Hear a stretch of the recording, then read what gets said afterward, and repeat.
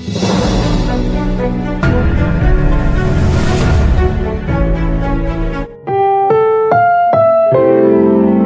programang ito ay rated SPG. Striktong patnubay at gabay ng magulang ang kailangan. Maaaring may masiselang tema, lengguwahe, karahasan, sexual, horror o droga na hindi angkop.